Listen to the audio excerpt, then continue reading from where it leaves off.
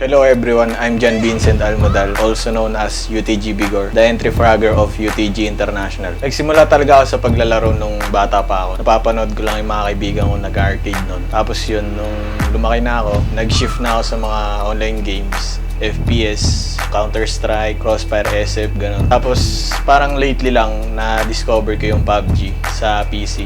Pinapanood ko lang nun si Shroud. I'm Macromar Mascardo, also known as UTG Blanks, middleman of UTG International. Noong 4 years old ako, nagsimula ako maglaro ng Dota, Counter-Strike, arcade, PlayStation.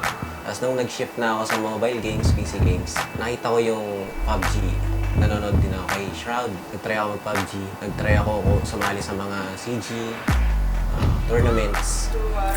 Hi, my name is Steven Joshua Cruz, also known as UTG Edu10, entry fragger of UTG International Esports.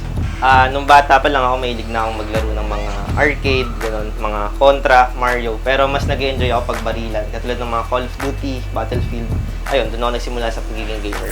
Hi, I am Ryan Canlas, also known as UTG 4th Row. I am the team captain and sniper of UTG International.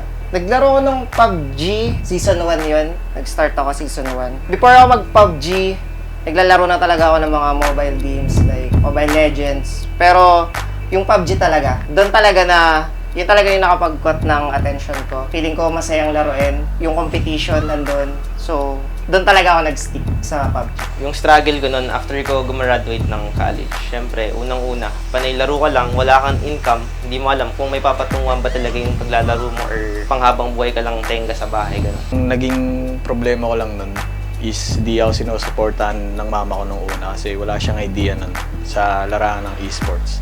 Yung nakaharap kong struggle dito is yung sa parents ko na hindi na masyadong maintindihan sa una.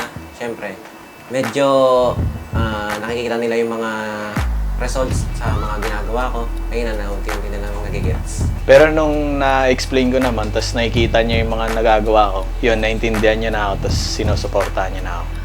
Yung goal ko para sa sarili ko, mas matuto pa para sa akin, sa sarili ko. Mas matuto pa, mas lumakas pa para matulungan ko yung team ko and makapag-step up kami sa kung nasan kami ngayon. Para sa team, goal ko is malinis yung maging gameplay namin.